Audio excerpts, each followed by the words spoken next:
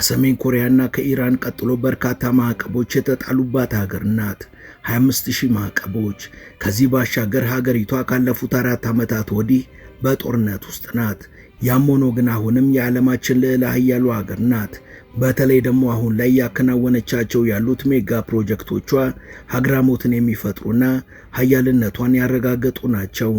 ከሞስኮ እስከ ቤጂንግ የተዘረጋው የፈጣን ባቡር ፕሮጀክት፣ እነ ጋዝፕሮምን ያሳተፈው የአርክቲክ የተፈጥሮ ጋዝ ፈጣን መንገድ፣ በርዝመት ከአውሮፓ ቀዳሚ የሆነው የሴንት ፒተርስበርጉ ለከታ ህንፃ እንዲሁም ዩሬዥያ ታወርን ያካተተው አስደናቂው የሞስኮ ሲቲ ማዕከል ከሀገሪቷ ግዙፍ ፕሮጀክቶች መሃል ጥቂቶቹ ናቸው። Russia is the world's largest country by land area, a place where big ideas meet even bigger challenges. Today, we're looking at mega projects that are changing the face of this vast nation, from the Arctic Circle to the Far East. ሰላም በመላው ዓለም የምትገኙ ወደ መሿለኪያ ቤተሰቦች፣ በዛሬው መሰናዷችን ኃያሏ ሩሲያ ያከናወነቻቸው ስላሉ ግዙፍ ሜጋ ፕሮጀክቶች እናወጋችኋለን።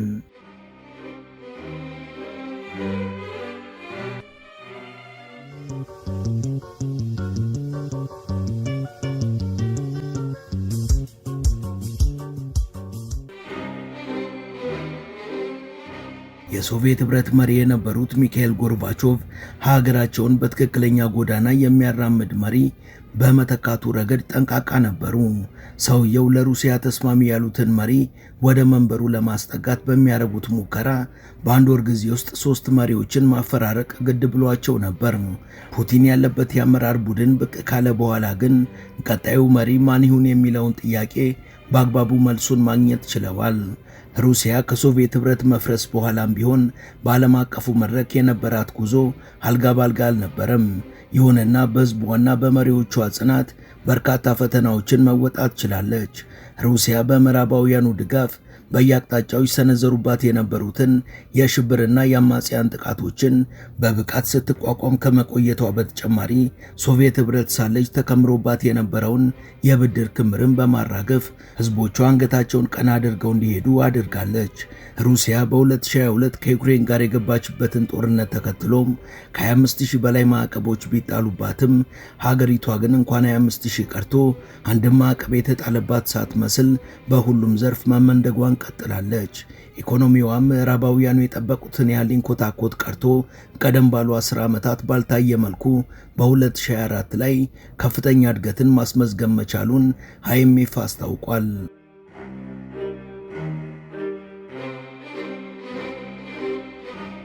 ሩሲያ ምዕራባውያኑና የባይደን መንግስት ያለ ሌላ ሀብታቸውን አፍስሰው የደገፏትን ዩክሬንን አንበርክካ የመደራደሪያ ነጥቦችን ከራሷ አንጻር የመቅረጽ አቅሟን በአስተማማኝ ሁኔታ ከማጎልበቷ በተጨማሪ በዚህ ጦርነት ውስጥ ሆናና ያ ሁሉ ማዕቀብ ተጥሎባት ሳለ አግራሞትን የሚያጭሩና አስደማሚ የሆኑ ሜጋ ፕሮጀክቶችን እያከናወነች ነው።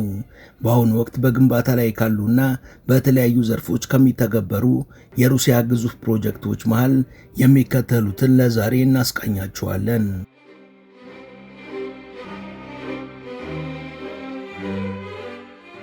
መጀመሪያ ላይ የምናገኘው ሜጋ ፕሮጀክት ከሞስኮ ካዛን የተዘረጋውን የፈጣን ባቡር ፕሮጀክት ነው።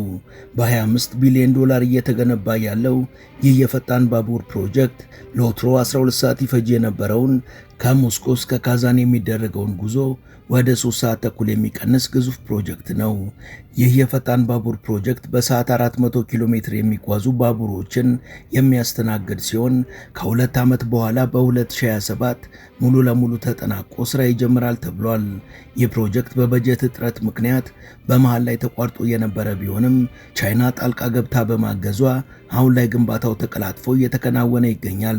770 ኪሎ ሜትር ርዝመት ያለው ይህ የፈጣን ባቡር መንገድ ፕሮጀክት ረጅሙ ሀገር አቋራጭ ባቡር መንገድ ሲሆን ቻይና ለፕሮጀክቱ የባቡር መስመር ባለሙያዎችንና የ6.2 ቢሊዮን ዶላር ብድር በማቅረብ ድጋፍ አድርጋለች።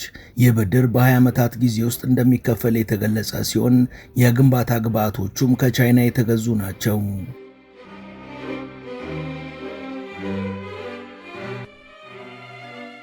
ወደፊት ሞስኮን ከቤጂንግ ያገናኛል የተባለለት ይህ የፈጣን ባቡር ፕሮጀክት ሲጠናቀቅ በዓመት 20 ሚሊዮን መንገደኞችን ያስተናግዳል ተብሏል። በሩሲያ ባለው የአየር ንብረት ምክንያት እንዲህ ያሉ ግዙፍ ፕሮጀክቶችን መገንባት ቀላል ባይሆንም ከቻይና ባለሙያዎች ጋር የተፈጠረው ጥምረት ግን ይህን ፈተና እንዲወጡና በታቀደው መሰረት ግንባታውን እንዲያከናውኑ ረድቷቸዋል። ሩሲያ በዚህ መስመር ላይ የምታሰማራቸው ቡሌት ትሬን የሚባሉት ፈጣን ባቡሮችን ሲሆን እስከ 2035ም አቅማቸውን በማሳደግ በዓመት የሚያስተናግዱትን የመንገደኞች ቁጥር በከፍተኛ ደረጃ ከፍ ለማድረግ ታቅዷል። ይህ የሩሲያ የፈጣን ባቡር ፕሮጀክት ካለው ኢኮኖሚያዊ ዘርፈ ብዙ ጠቀሜታ አንጻር እንዲሁም የዜጎችን ሕይወት ከማሻሻሉ አንጻር አንድምታው የላቀ ነው ተብሏል።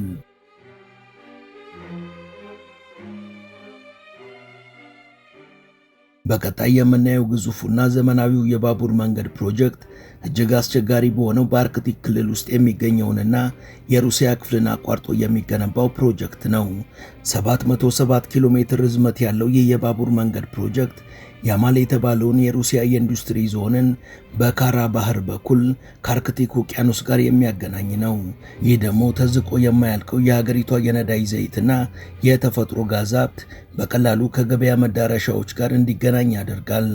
ሩሲያ በዓለማችን ከሚገኘው የተፈጥሮ ጋዝ 25 በመቶ የሚሆነውን በዚህ ግዛቷ ውስጥ የያዘች ስትሆን የክምችቷም ከዓለም 8ኛ ደረጃ ላይ ያስቀምጧታል።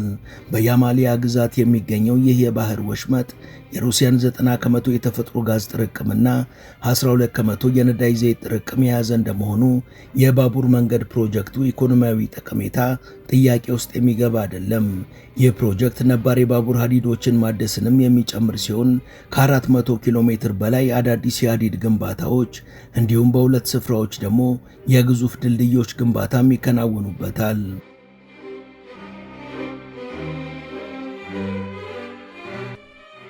በዚህ ፕሮጀክት ላይ ቢያንስ 3 የኢንቨስትመንት ተቋሞች የሚሳተፉ ሲሆን ከሶስቱ አንደኛው ታዋቂው የሩሲያ የነዳጅ ዘይት ካምፓኒ የሆነው ጋዝፕሮም ነው።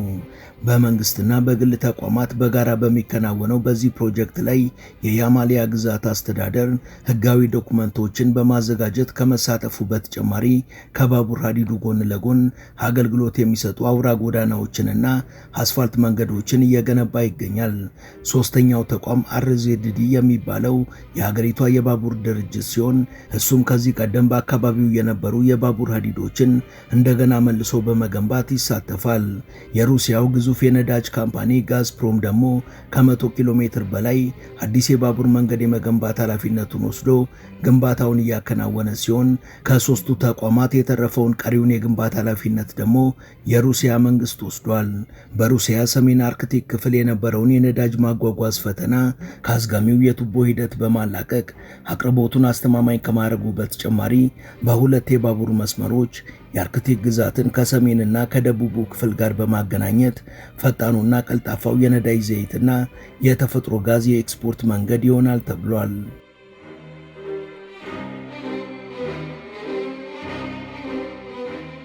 ይህ የአርክቲክ የፈጣን ባቡር ፕሮጀክት ሲጠናቀቅ በደቡብ ምዕራብ ቀጠና በያማሊያ የባህር ሰርጥ የሚገኘውን ነዳጅና የተፈጥሮ ጋዝ በፍጥነትና በተቀላጠፈ ሁኔታ ለማጓጓዝ ከፍተኛ አስተዋጽኦን ያበረክታል። ይሁንና አርክቲክ ባለው መልክዓ ምድር እንዲሁም ከአካባቢው ርቀትና በስፍራው ከፍተኛ ቅዝቃዜ ከመኖሩ አንጻር የባቡር ሀዲዱ የአየር ንብረቱን መቋቋም የሚችል መሆኑን ማረጋገጥ ተገቢ ነው። ለዚህ ደግሞ የሚያስፈልገው የተለየ ማቴሪያል ተካቶ ነው ግንባታው እየተከናወነ የሚገኘው። ይህ የባቡር መንገድ ፕሮጀክት ሲጠናቀቅም በየዓመቱ 9 ሚሊዮን ካርጎዎችን ማመላለስ የሚችል ይሆናል ተብሏል። ውድ የመሿለኪያ ቤተሰቦች ይህን ዘገባ እዚህ ድረስ ከተከታተላችሁት ቻናሉ የበለጠ እንዲያድግ አንድ ጊዜ ሰብስክራይብ እንድታደርጉ አስታውሰን ተረካችንን እንቀጥል።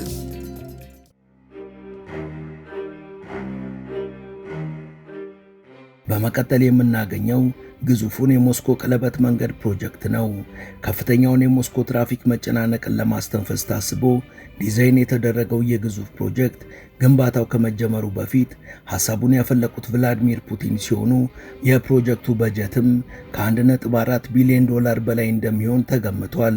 ይህ የቀለበት መንገድ ፕሮጀክት በአጠቃላይ 525 አውራ ጎዳናዎች ያሉት ሲሆን 13 ትላልቅ ዋና አውራ ጎዳናዎችን አቋርጦ በማለፍ የሚያሳልጥ እንደመሆኑ የትራፊክ ፍሰቱን ከማሻሻሉ ባሻገር ዘርፈ ብዙ ኢኮኖሚያዊ ጠቀሜታ ይኖረዋል። ይህ የቀለበት መንገድ ፕሮጀክት የአውሮፓ አካል የሆነውን የሩሲያ ግዛትን ሙሉ በሙሉ የሚሸፍን መሆኑ ግዙፍነቱን ማሳያ ነው። ይህ ፕሮጀክት ደረጃ በደረጃ እየተገነባ ሲሆን በአሁኑ ወቅትም በርካታ ግንባታዎቹ ተጠናቀው አገልግሎት እየሰጡ ነው።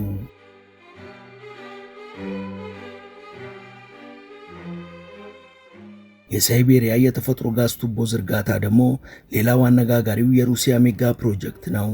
ከ3000 ኪሎ ሜትር ርቀት በላይ የተዘረጋውና ሩሲያን ከቻይና የሚያገናኘው ይህ ፕሮጀክት እጅግ አስቸጋሪ በሆነው የሳይቤሪያ መልክዓ ምድርና የአየር ንብረት ውስጥ አልፎ በሩሲያና በቻይና መካከል የሚደረገውን የነዳጅ ንግድን ለማቀላጠፍ ታስቦ እየተገነባ ያለ ፕሮጀክት ነው።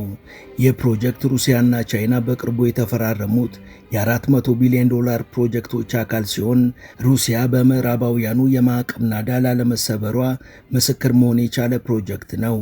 ይህ የቱቦ ዝርጋታ ሩሲያን በእስያና በምስራቁ ዓለም የንግድ እንቅስቃሴ ተደራሽነቷን በማጉላት ኢኮኖሚዋን በከፍተኛ ደረጃ የሚደግፍ ነው። ለቻይና ደግሞ ከፍተኛ የኃይል ተጠቃሚ የሆኑ ዜጎቿን ፍላጎት ተመጣጣኝ በሆነ መልኩ ማሟላት የሚችል በመሆኑ ሁለቱ ወዳጅ አገሮች የጋራ ተጠቃሚነታቸውን ያረጋገጡበት ፕሮጀክት ነው ተብሏል።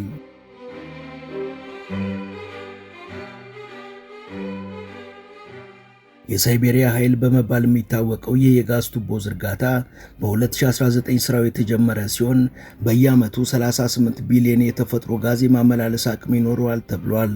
በሁለቱ ሀገራት መካከል በ2014 የተፈረመው የ400 ቢሊዮን ዶላር ስምምነትም የሳይቤሪያ ግዛት ቁጥር 2 የጋዝ ቱቦ ዝርጋታንም ያካተተ ሲሆን ይህኛው ደግሞ 800 ሜትር ርዝመት ያለው ቱቦ የሚገነባበት ፕሮጀክት ነው። ይህ ፕሮጀክት የሩሲያን የጋዝ ኤክስፖርት ተጨማሪ አቅም ይሰጣል የተባለለት ሲሆን ፕሮጀክቱ ሲጠናቀቅም ሩሲያ በየዓመቱ 58 ቢሊዮን ኪዩቢክ ሜትር የተፈጥሮ ጋዝ ኤክስፖርት እንድታደርግ ያስችላታል ተብሏል። ቻይናን ደግሞ ከአየር ብክለት ጋር ከተያያዘው የከሰል ድንጋይ እንድትገላገል ያደርጋታል።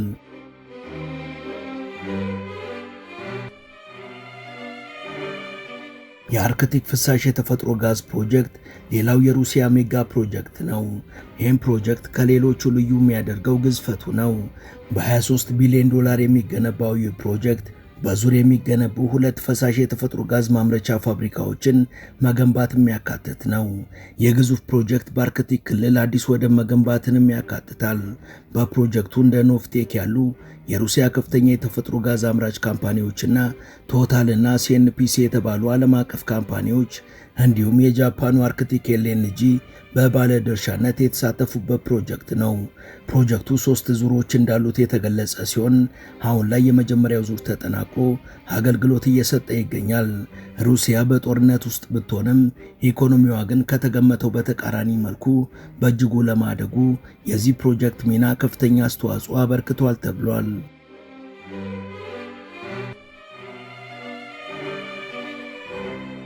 ሌላው የሩሲያ ሜጋ ፕሮጀክት ሞስኮ ሲቲ የተባለው የሞስኮ ዓለም አቀፍ የንግድ ማዕከል ግንባታ ነው።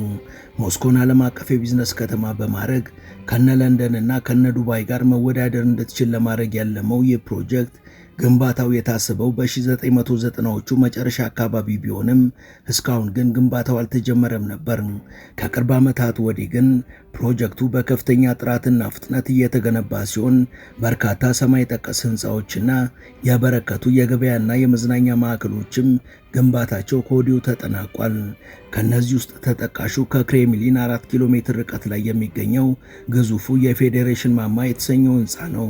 ህንፃው ወደ ላይ 374 164 ሜትር ከፍታ ያለው ሲሆን በርዝመቱም ከአውሮፓ ሁለተኛ ደረጃ ላይ ተቀምጧል። በህንፃው ውስጥ ከቢሮና ከመዝናኛ ቦታዎች በተጨማሪ የቅንጦት መዳረሻዎች፣ ሰማይና አካባቢን ለመቃኘት የሚያስችሉ ጉልላቶችና የገበያ አዳራሾችም ይገኛሉ።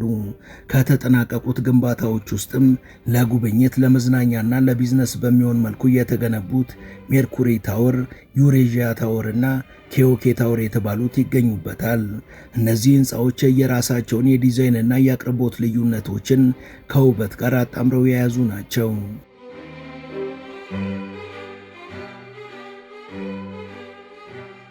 ሌላው የሩሲያ ሜጋ ፕሮጀክት ደግሞ ላክታ ማዕከል የተባለው ፕሮጀክት ነው።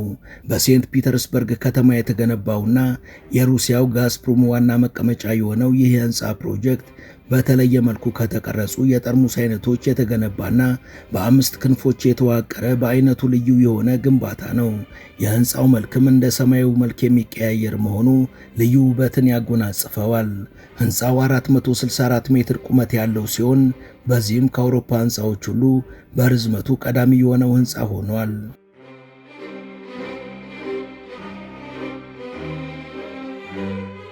መጨረሻ ላይ የምናገኘው ኮዝሞድሮም የተሰኘውን ግዙፍ ፕሮጀክት ነው። የሩሲያ የጠፈር ተልእኮና ምርምር አካል የሆነው የመንኮራኩርና የሳተላይት ማስወንጨፊያ ማዕከል ነው። ይህ የመንኮራኩር ማስወንጨፊያ አውድማ ግንባታው የተጀመረው በ2011 ቢሆንም በተለያዩ ምክንያቶች መጓተት ገጥሞት ነበር። ከዚህ ባሻገር በ2015 ፕሮጀክቱ ውስጥ ተሳትፎ የነበራቸው ባለሙያዎች በሀብት ብክነትና በሙስና መሳተፋቸው በመረጋገጡ ግለሰቦቹ ከስራ ስለተሰናበቱ ስራው ተንጓቶ ነበር። ከዛ ግን የሩሲያ መንግስት ለፕሮጀክቱ ልዩ ግብረ ኃይል አቋቁሞ ግንባታውን ማፋጠን የቻለ ሲሆን አሁን ላይም በዓለም ቀዳሚ ከሆኑ የጠፈር መንደርደሪያዎች መሃል መመደብ የቻለ እጅግ ዘመናዊ የማስወንጨፊያ ማዕከል ለመሆን በቅቷል። እስካሁንም በርካታ የተሳኩ የጠፈር ተልእኮዎችን መወጣት ችሏል። ይህ የኮዝሞድሮም ማስወንጨፊያ ማዕከል የሩሲያን የጠፈር ተልእኮ በከፍተኛ ደረጃ ከማሻሻሉ በተጨማሪ ሀገሪቷን ከተጨማሪ ወጪ የታደገና የቀጠናው ግንባር ቀደሙ ዘመናዊ ማስወንጨፊያ ማዕከል መሆኑ የተመሰከረለት ነው። የዚህን የማስወንጨፊያ ማዕከል ስኬታማነት ያረጋገጠችው ሩሲያም ሌሎች ተጨማሪ የመንደርደሪያ አውድማዎችን መገንባት ጀምራለች።